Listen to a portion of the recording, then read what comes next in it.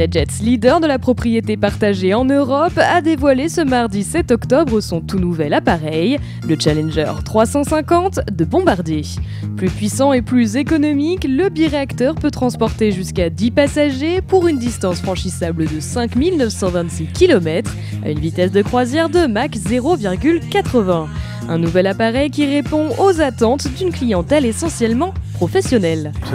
On a le Hawker 800 ou 750 qui est la cabine moyenne, est un avion qui a 4 heures d'autonomie, quand le Falcon 2000 qui est ce qu'on appelle une grande cabine au sein de notre flotte a un peu plus de 8 heures d'autonomie.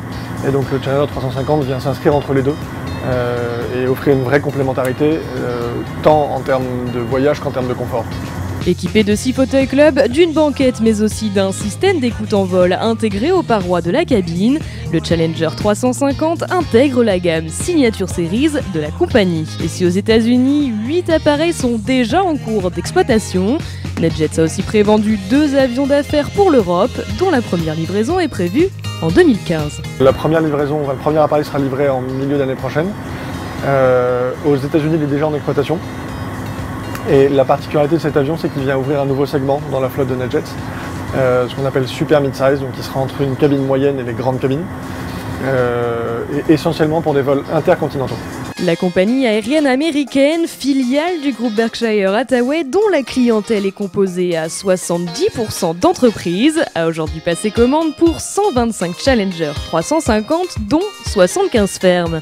Après une crise qui a durement touché l'aviation d'affaires, le marché semble bel et bien reprendre ses marques. Le marché a perdu entre 30 et 35% d'activité entre 2008 et 2010. NetJets ayant limité cette perte à un peu moins de 20%, dépendant des marchés, puisqu'il y a des disparités très importantes en fonction des marchés.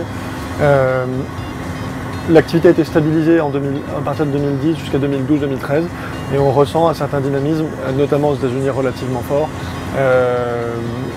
et qui arrive en Europe depuis le début de l'année, avec des perspectives pour les années suivantes assez positives. NetJets a d'ailleurs commencé son installation en Chine en créant une joint venture avec l'entreprise Oni Jinsei Investment Management Limited, et c'est sous le nom de NetJets Business Aviation Limited que la compagnie peut désormais offrir ses services sous forme de management d'appareils pour commencer.